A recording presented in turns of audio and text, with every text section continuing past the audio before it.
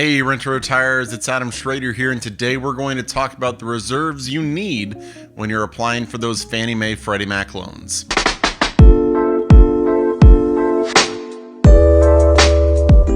Alright, before we get started with today's episode, I want to remind everybody, please subscribe to our YouTube channel, click the notifications bell, and don't miss out on any of this material we're putting out as we try to make you the best investor you can possibly be.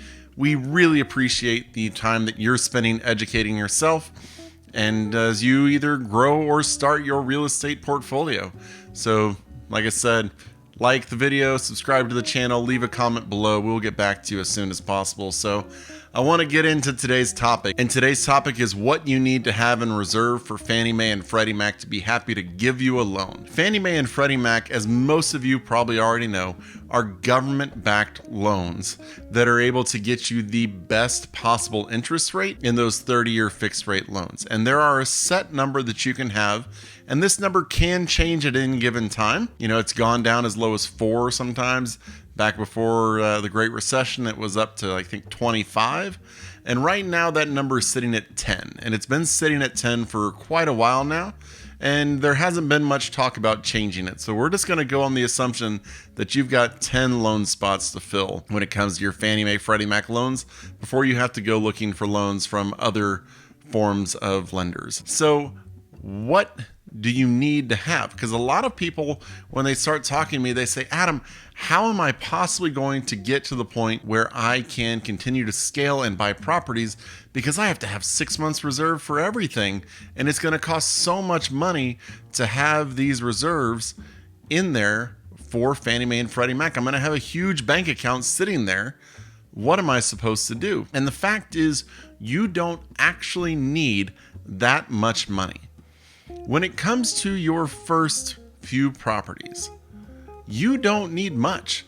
Your primary residence is not going to count against you when it comes to your, what amount of loans that you have. But your first few finance properties, you only need to have 2% of the unpaid principal balance in your account to qualify for the loans. But let's look at what money actually counts in this regard. It can be in your bank account. Yes, that is definitely a possibility, something you can have. But it could also be in a retirement account, in an IRA, in stocks and bonds, anything that you can actively get to. They don't care if you have to pay a penalty to get to it.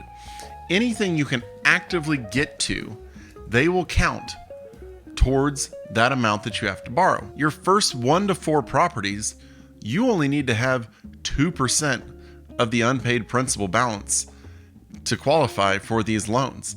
And remember, they're not looking at your primary residence. They consider that to be kind of a throwaway loan. You don't have to have reserves for that. So let's say you own your primary. Your first investment property that you get, you are just going to have, now granted, you will have to have 6 months of payments on the loan in your bank account. But when you look at it, you then will only have to have 2% of the unpaid balance. So let's say you have 2 rental properties and a primary. Your 2 rental properties each have a $100,000 loan balance. You only need to have, 2% of $200,000, $4,000 there for Fannie Mae and Freddie Mac to be happy with what you're doing. Now, don't take this the wrong way. This is not me saying you should only have $4,000 in the bank if you're buying investment properties to cover all of the expenses.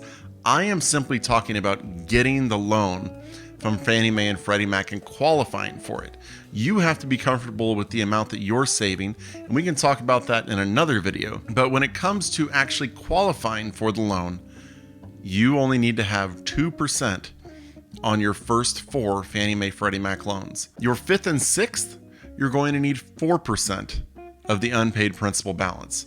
So, if you've gone up and you bought those extra, we're just going to say that everything has a $100,000 loan balance because it'll make it easier. So your 5th and your 6th, you now have 5 rental properties and a primary. So your 6th property, you're going to need to have $400,000 in unpaid principal debt. You'll need 4% of that, so $16,000, and 6 months of the payment for your mortgage on your 6th property.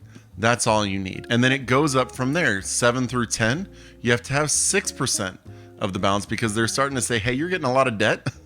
We need to see a little bit more reserves. So it doesn't take nearly as much money as you're probably thinking to qualify for these loans and to get them and keep them, because they understand that these are investments and that they can't have an absurd amount of reserves needed, or else they're not going to be promoting real estate investing.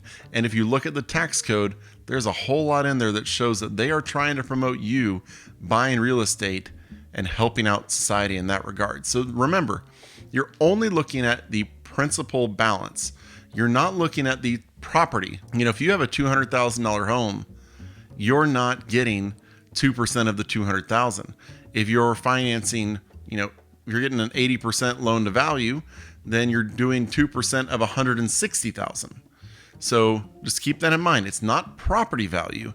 It's unpaid principal balance. And your primary residence doesn't count in this situation. 1 to 4 properties, 2%. 5 and 6 properties, 4%. 7 through 10, 6%. That's all you need to qualify for the loans. And like I mentioned in another video, we'll go into kind of having that reserve account in it. I know I've talked about CapEx expenses before.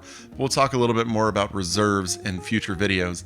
But I wanted to let you know this so that you can know getting the loan isn't as scary as it seems, and it is very, very possible. So I hope that's been helpful. If it has, please click the like button. Don't forget to subscribe to our YouTube channel and get all of these videos that we're putting out as we try to make you the best investor you can possibly be. Check us out at renttoretirement.com. That's renttoretirement.com. You can see all of the properties we have there. You can subscribe to our hot list if you want. You can schedule a call with one of our investment strategists to see how we can best help you proceed on your real estate journey or get started on your real estate journey. Really appreciate you watching this video. See you on the next one.